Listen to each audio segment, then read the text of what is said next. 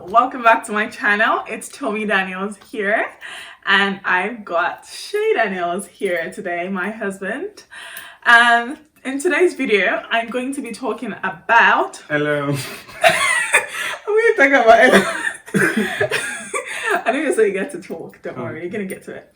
We're going to be talking about the not so fancy aspect of buying our first home. Now, this is going to be tailored particularly to our circumstances and what we experienced and what we went through. But I think the purpose of this is really to show that, you know, it's not all like, oh, fancy and, oh, I've got my first property, it's all good and that. There's sacrifices that, you know, we had to make, and we're just going to be sharing that with you today. And we hope you enjoy it. It's almost like a story time as well, because kind of, well, not really a story time, but we're just going to be sharing. Anyway, we'll get into the video right now. But before that, though, have you been watching my old videos? It doesn't look like it, guys. Come on, watch the video, subscribe, share, and share. This also is going to be going in my property series video. I've done about 3 or 4 videos right now. So just have a look and let me know. Also, let me know what sort of content you want more. I've been doing a lot of property stuff at the moment. Yeah, I enjoy doing it, and hopefully you enjoy watching it. All right, let's get right into the video.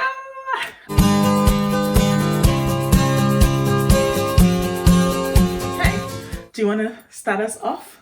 What's the first thing that was not so fancy about buying when we bought our first home or first property? I think the very first one was, I think a day or 2 after we bought the property, the heater broke. Oh yeah.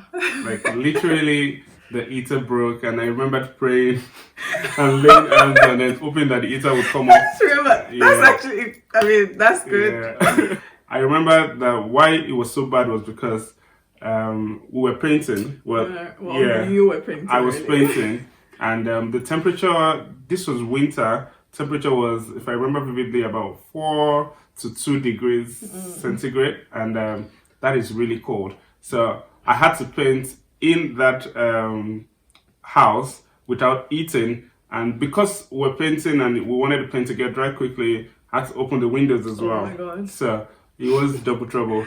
And then, just to top that up, because the boiler had broken, it meant that there was no hot water in the house as well. So after painting, and I needed to wash my hands, I washed my hand with very cold water again. That wasn't fun at all. And I know that for the most part, when we moved in... so this was all before we moved in? Yeah. But then when we moved in...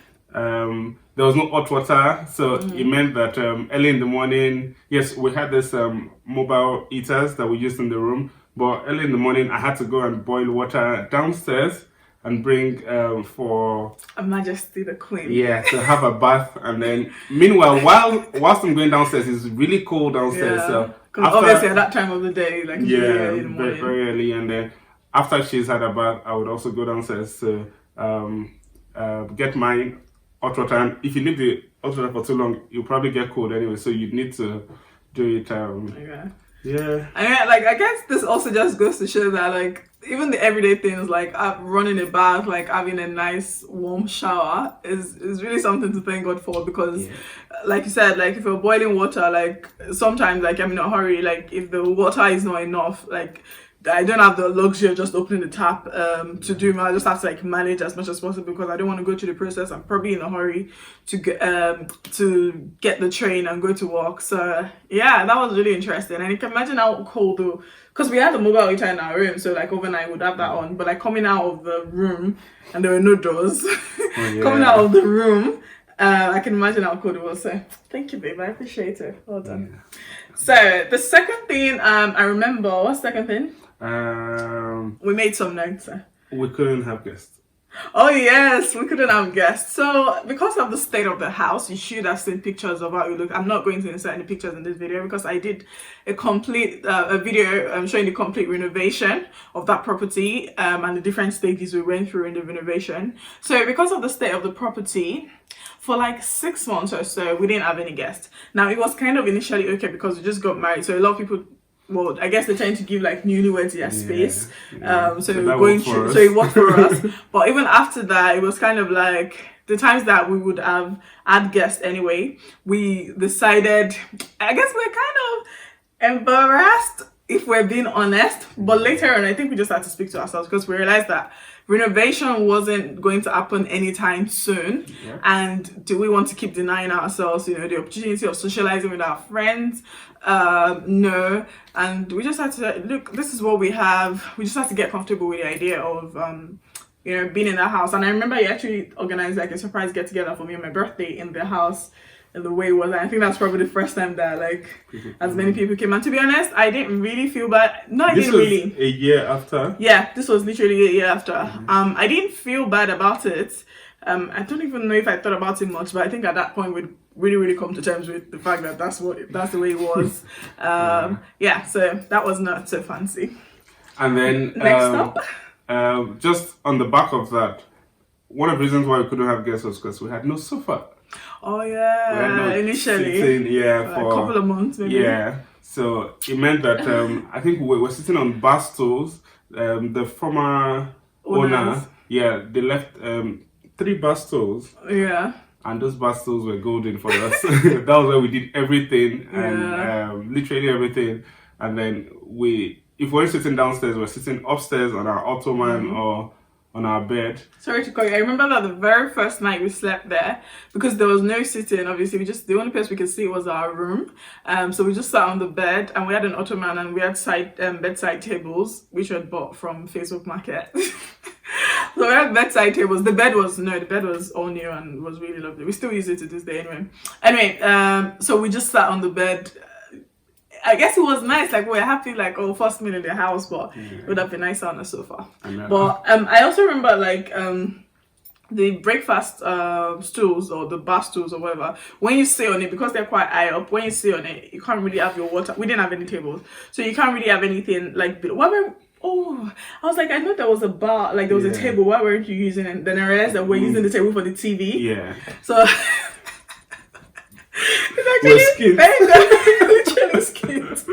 But thank God that we can laugh about it today. Yeah. So the former owners left the 3 bar chairs and a table and a bar table. So in the bar table was where we were putting the TV on, because the TV was going to go on the wall, but before then we just had that on because we didn't want to put it on the floor. So that was there. So we'll sit on the bar chairs, and if you put your cup or something on the floor, you can't really get it by bending. So at some point I realized actually it's probably better to just sit on the floor. Yeah. Till one of my sisters decided to bail us out eventually, and she had sofas that she wasn't using. Yeah. So we took that and we had that until 2 weeks, 3 weeks ago. Yeah. So for how many years? Is that 2 years? Yeah, about 2 years. Yeah. Interesting. Next up, cash flow. Yeah, you can take that. So obviously, because we're just getting married, so a lot of expenses went to that. I just relocated to the UK as well. A lot of expenses went to that, and we had just bought a house as well. So we didn't have a lot of money lying about, and I also just got a job. So I was literally just settling in, and then we really expended all the money we had. So basically, there was no loose change anywhere.